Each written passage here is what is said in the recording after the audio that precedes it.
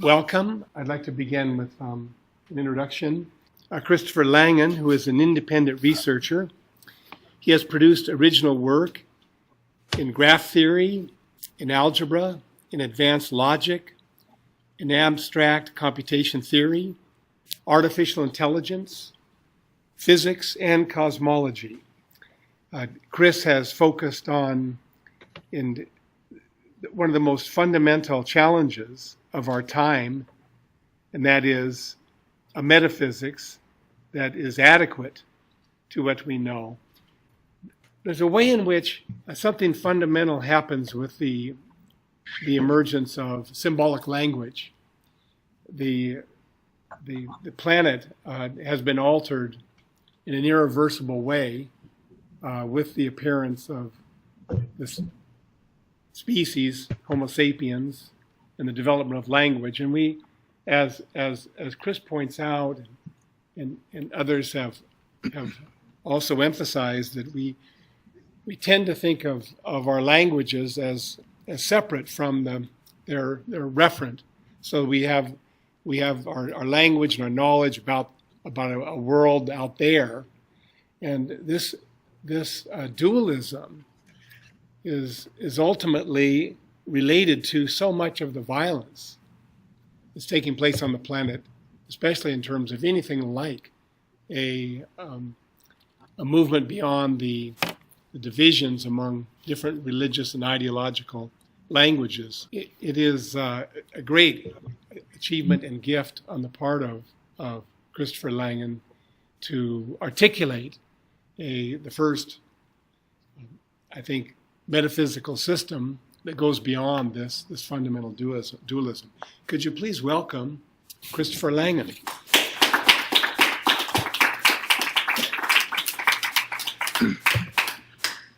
Thank you very much for the kind introduction, Brian. I think you hit the mark on numerous scores. I'd like to thank you all for the opportunity to be there, and I'm looking forward to this. You'll see the title is meta-religion. This actually, this is a term that was mentioned recently by Sean, who apparently has had some of the same ideas that I've had. It's about the status and future of human spirituality.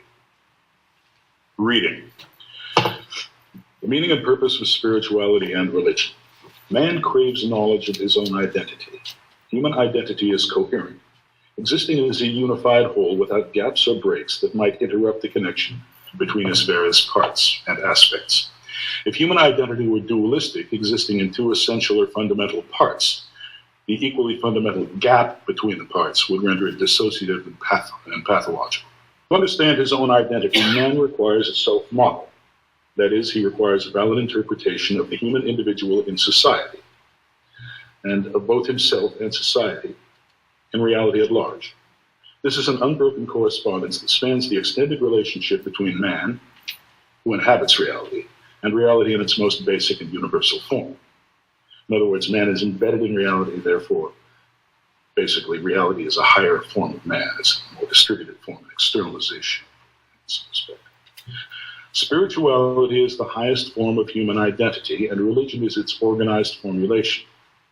Its various benign forms has long provided man with self-understanding and a sense of community, a model of himself and his relationship to other people, society, and reality at large. Thus, religion is about the spiritual level of human identity. Religion is that which tells individuals who they are and mankind what it is by establishing his or its relationship to ultimate reality, which, of course, is the global environment. In other words, it's a binary man-reality or person-environment relationship. A man-reality relationship is really a stratification of individual and collective identity. The highest level of human identity is ultimate reality or God. In other words, God really means ultimate reality. This follows from the fact that man is physically embedded in reality and thus shares all of its most general and ubiquitous properties. Note that for purposes of intelligibility, God is properly defined as ultimate reality. Any God not equivalent to ultimate reality could exist only in a more ultimate or equivalently more basic and general reality partially beyond his influence and creative power, and would thus come up short in most strains of monotheism. Notice the resemblance here to Anselm's reasoning in its ontological argument. A God that equates to ultimate reality might still come up short with respect to one or more other divine properties. But in any case, the proper definition of God depends on the properties of the identity or identity operator of reality, to use mathematical terminology, which is what the CTMU relies on. However, when man is no longer regarded as a material automaton and instead identified with mind rather than molecular machinery, he is no longer identified with molecular machinery, and reality is regarded as physical or empirically accessible, the man-reality relationship is transformed to Cartesian mental-physical dualism, which posits the complete independence or non-commonality of mind and matter. This splits human identity into what are dualistically interpreted as independent strata. Cartesian dualism, which has several variations, simply asserts the apparent absence of a connection or overlap between mind and matter, or equivalent. While apparent absence comes with no certainty attached, the absence of a connection may only be apparent after all.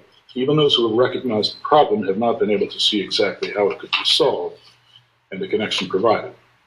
This problem is hard to solve because one must construct an entire conceptual framework in which to do so, and it differs in certain counterintuitive ways from our usual picture of the world.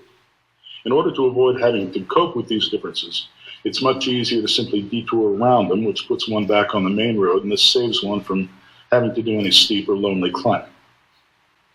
The persistence of Cartesian dualism may have something to do with another innovation of Cartesian analytic geometry, which excludes from coordinate spaces any mental and or spiritual aspects of the mathematicians and observers who objectively study them and their contents, which are represented as points or regions of space with measurable physical properties that are independent of anything subjective.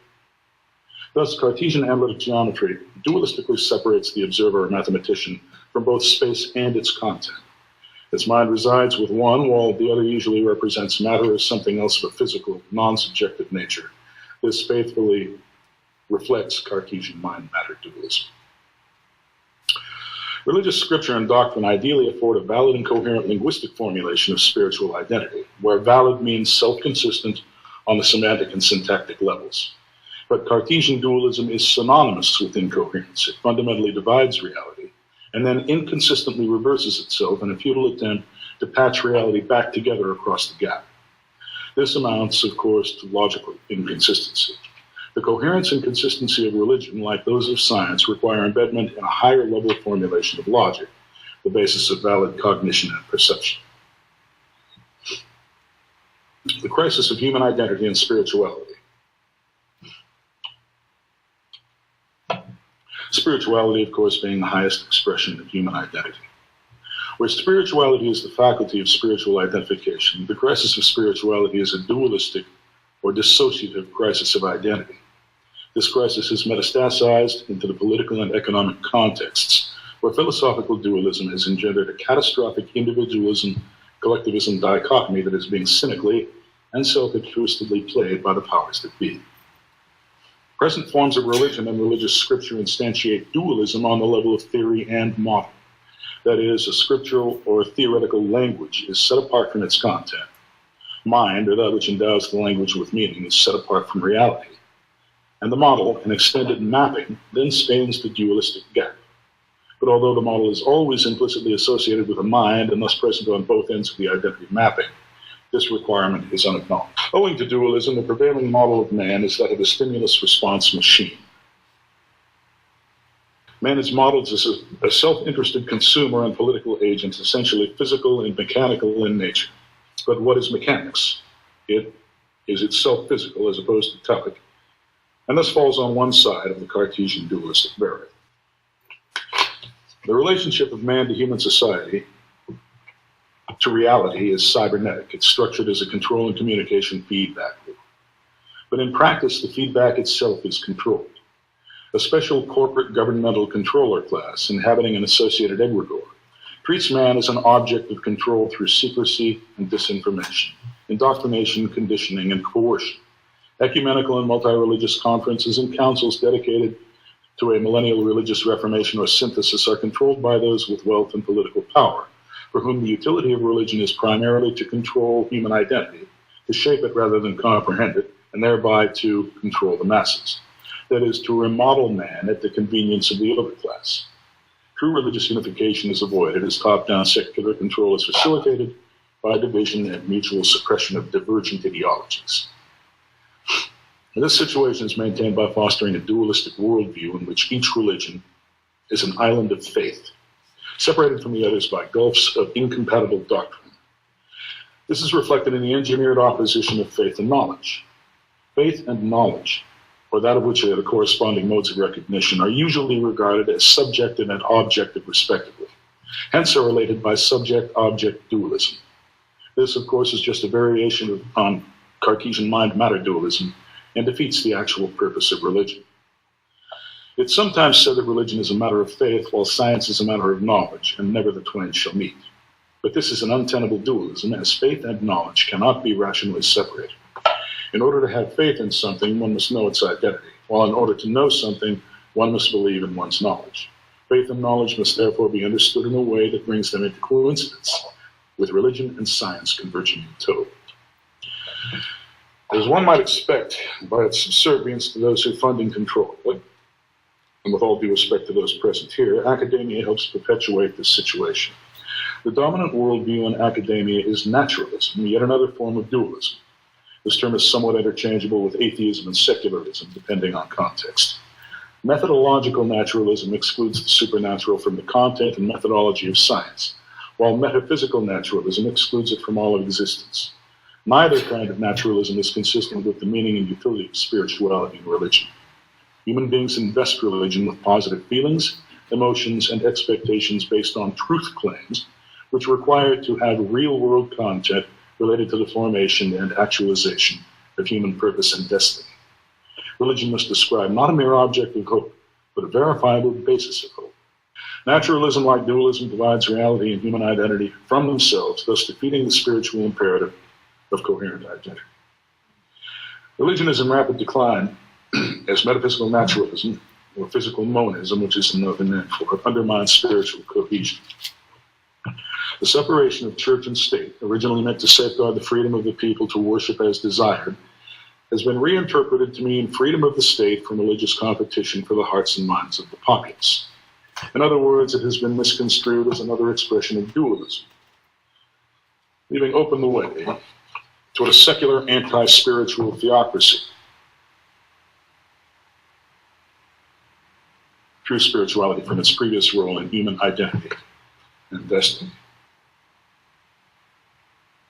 These related forms of dualism confront us with a choice of destinies, each associated with transformational singularity. Dualism leads to the human singularity, a mass realization of the cohesive self-dual identity of the human species. Teilhard and Omega point, I'm sure some people are familiar with that. Our other option, the text singularity, is a continuation of dualism to its logical conclusion. A two-tier neo-feudal society or hive dominated by a materialistic oligarchy, which regards human life, which often has a negative dollar value, as cheap, worthless, or prohibitively expensive. The singularities, human and tech, correspond to mind, reality, or subject-object dualism. The text singularity is class dualism and top-down governance, or a disguised version of same, which is misleadingly passed off as democratic and bottom-up, but with a bureaucratic inversion. The human singularity is self-dual, a balance of top-down, bottom-up governance, e.g. is approximated by constitutional republicanism, in which representatives are elected from the bottom up and then governed from the top down. Thus, we're presented with an existential choice of singularities. The human singularity is a convergence on a distributed self-governance, while the text singularity is parasitic. It's an overclass-underclass divergence in which religion or its secular equivalent, e.g. fascism, communism, or a wedding of both, is used as a tool of mass indoctrination to control the hive. Parasitic divergences have occurred many times in history. The one now in progress is global and irrevocable.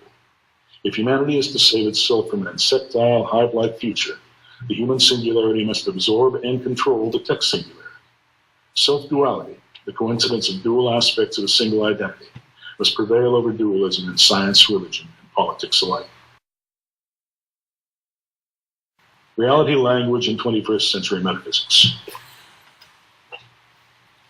Religions evolve in coupling with cultures, conventions, and morals that come into real-world conflict with each other and or the state.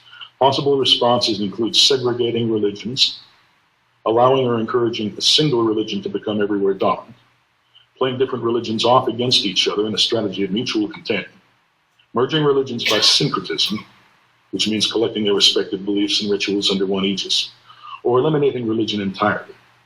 But there's a fourth and more promising option: unifying internally consistent religions in a well-structured meta-religion or a theological relationship among religions which provides their valid truth claims with coherent syntactic support.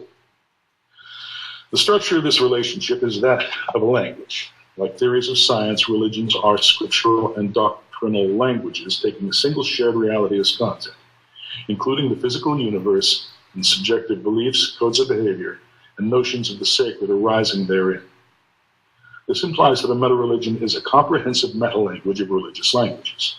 However, to exceed the limitations of dualism and couple with science, the religious meta-language must also be scientific.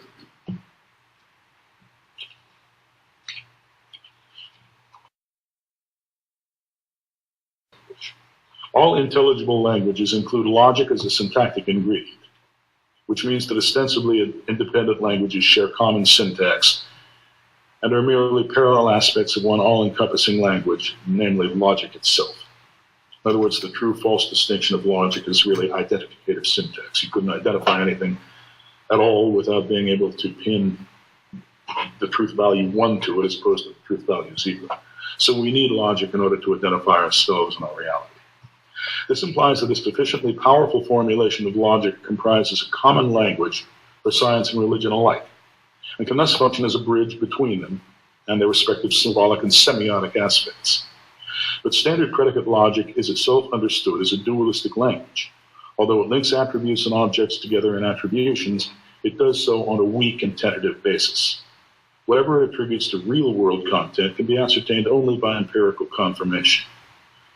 What can be done to formulate logic in such a way as to defeat or circumvent this requirement, thus transforming dualism to self-duality?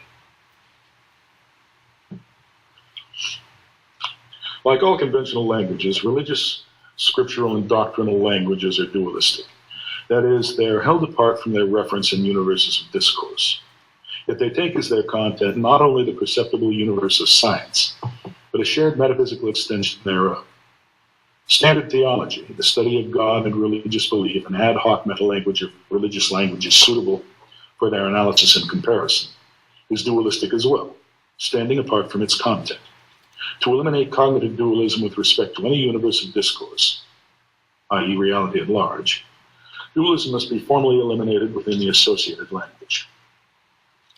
The fact that all intelligible languages include logic as a syntactic ingredient implies that a sufficiently powerful formulation of logic comprises a common language for both science and religion, where a sufficiently powerful formulation of logic expresses logic on a metaphysical level appropriate to its application to reality as a whole. This amounts to the requirement that it be a super tautology. And I wrote a paper about this. It's for Cosmos and History, so that should be available online. I won't go into what a super tautology is right now. Suffice it to say that it amounts to the reality and metalogical self-applicability of logic as the ID syntax or identificative syntax of the generic identification operator. Super tautology describes the structure of a triadic, ontological, and epistemological meta-language bearing description as metaphysics in the sense required for a true understanding of spirituality and religion. And we should note here that ontology and epistemology are naturally coupled in the operation of identification, which involves knowledge on the basis of intelligible scientific existence and vice versa. Mathematical inference is formal and derivational.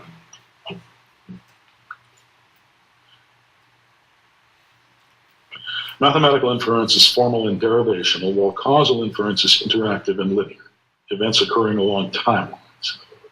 A super tautology, and by the way, that is called the linear ectomorphic limit, or semi-model of the CTMU. A super tautology evolves self-dually or metaformally in a way that couples formal and causal evolution. This is the proper mode of evolution of an ontological meta-language capable of justifying existence, including its own existence, without the help of any external language.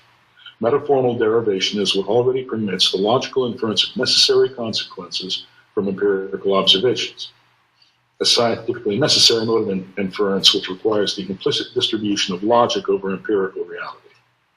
Metaformalism cannot be understood as a higher mode of inference, or can be understood, as a higher mode of inference required for metalogical or metamathematical reasoning about reality as a whole. Metaformalism can be further explained as a new self-dual level of science. As usually considered, there are just two kinds of science: empirical and logical, mathematical, or linguistic. And of course, as we know, logic and mathematics are just special kinds of language. They're inseparable in the sense that while mathematics exists in the minds of observable physical entities, including mathematicians, the theoretical aspect of empirical science depends on logic and mathematics along with other ingredients of language. In order to deal with the mutual dependency relationship between mathematical and observational reality, we require a level of science which spans and distributes over both, connecting them structurally and dynamically. It must be inclusive of both empirical and mathematical science, but more powerful than either alone in the way that it relates to them. Of course, there's already a branch of logic called model theory that deals with the interpretation of empirical phenomena and theories and the mathematical structures of which they consist. But its standard formulation is dualistic. It actually separates the model from that which is modeled. It now has a self-dual extension called the Cognitive Theoretic Model of the Universe, or CTMU. Some have called it logos, interestingly enough, owing to its status as a metaphysical formulation of logic. Technically, the CTMU is a reflexive, high-level kind of model theory designed to support the description of reality on the ontological level of discourse, the level on which reality exists independently of anything external. On this level, and all of those beneath, the super-tautological structure of the CTMU renders it absolutely impervious to attack. Just as standard logic requires no assumptions, neither does the CTMU. And because the CTMU is intrinsically valid in a way that empirical science alone is not, it supports the expression and development of scientific truth in a self-dual conceptual environment. Now, scientific truth, as we know, is pretty much an oxymoron. There's no such thing as truth in science. It's basically observation and empirical induction. Truth is left out of the mix entirely. As a true metaformal ontology which replaces dualism with self-duality, the CTMU can be viewed as the outcome of what might be called the metaformalist program in the joint foundations of science and mathematics. In other words, it's foundational and it embodies a new approach to foundational reasoning called the metaformalist program here. To model religious languages on the appropriate metaphysical level of logic and consistently express their interrelationships requires a self-dual metalogical language which constitutes its own universe and its own model, and is thus capable of autonomously validating religious claims of truth and consistency. This language comprises the meta-scripture of a unificative meta-religion. Its super-tautological structure is that of a self-configuring, self-processing language, exhibiting referential closure and thus reflecting the structure of the self-contained, self-sufficient reality in which we live.